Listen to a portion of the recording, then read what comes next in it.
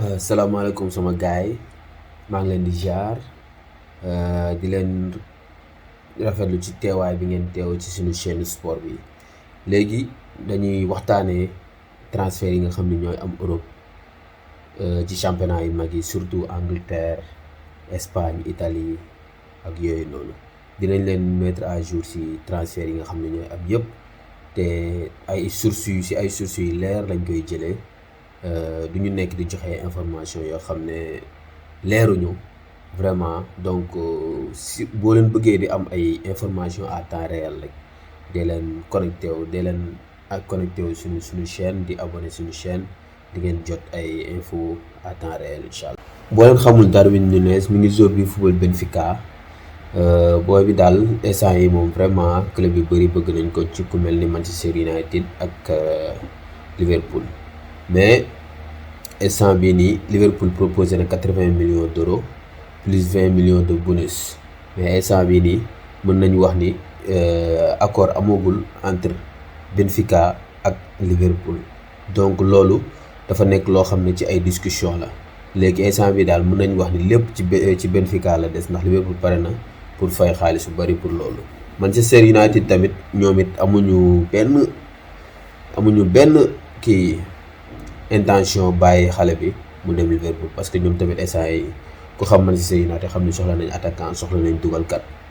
waaw léegi après beneen point bi mooy Zidane instant bi Zidane moo nekk au cœur du débat fi ñuy wax Paris Saint-Germain parce que Paris Saint-Germain boo leen xoolee am na ay seen position yu bëri yu nekk di changer ba di ki ñuy wax Campos ñëw na comme genre conseil technique affaire yooyu noonu ñi nga xam ne ci lépp luy recrutement moom da siy joxe xalaatam da siy joxe xam-xamam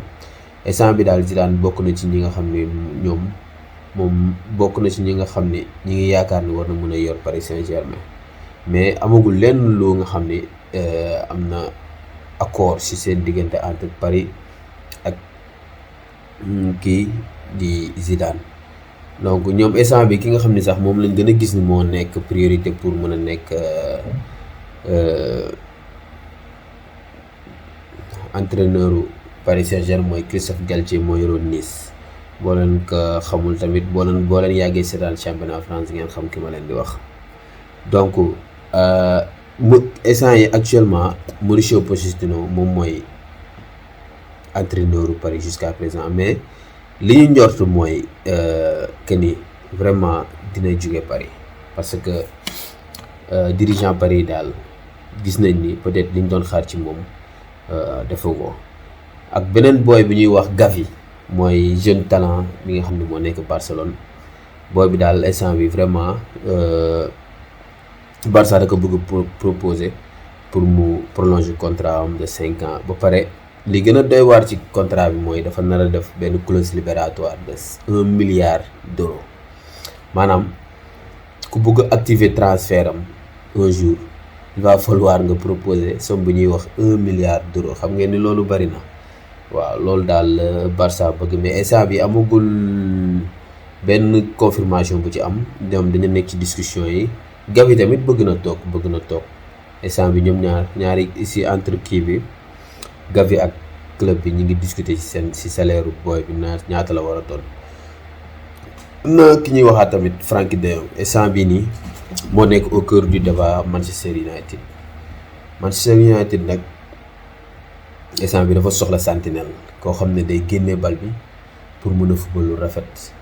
instant bi nag ñoom ñoo seen bët yëpp ci de Jong lañ ko teg te boo leen xamee de Jong xam ni entraîneur Manchester bu bees bi yoroon na ko ba muy nekk Ajax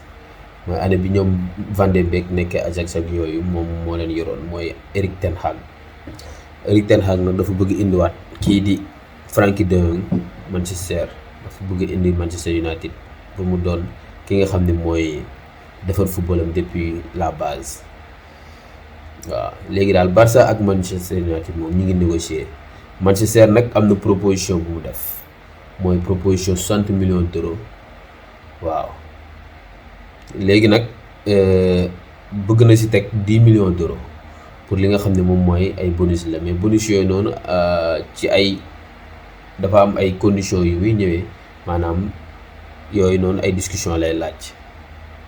léegi daal mais Barça moom loolu daf ko doyul, xaalis bi Manchester proposé moo ko doyul. léegi Barça mi ngi bëgg lu tolloo 80 millions 80 millions d'euros ci De Jong. donc amugul instant bi benn accord seen diggante, parce que li Barça di laaj Manchester joxewu ko. kii di Nketiah boo leen xoolee mi ngi def saison bu baax ci fin saison bi ak Arsenal, dugal bi bari sax. waaw moom tamit moo ngi war a am rencontre ak agent am pour signer benn contrat d'extension pour 5 ans ak Arsenal.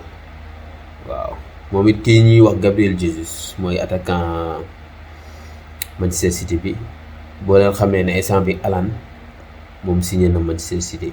donc pour Gabriel Jesus am temps bu doy pour football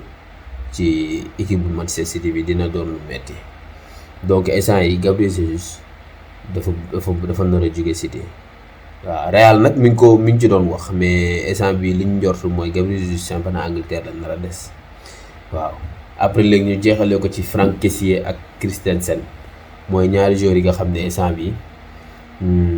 am nañ ni firndeel ni dañ nar a jouer Barça année prochaine. Christensen moom dafa jóge Chelsea ci free transfer, maanaam contrat moo jeex Barça indi ko. waaw Kessié tamit moom dafa nar a dem Barça. ñoom ñaan ñëpp ci couleuru Barça lañ nar a football année prochaine. ok jaajëf sama gars yi, merci pour tey li lañ leen indiloon ci xibaar comme transfert yi nga xam ne ñoo nekk au top instant bii nii. merci beaucoup. boo leen bëggee nag plus d'information da ngeen di cliquer ci bouton ci abonnement bi, nga xam ne dinañ am yeneen information yi leen di indil ci fan yi di ñëw incha allah.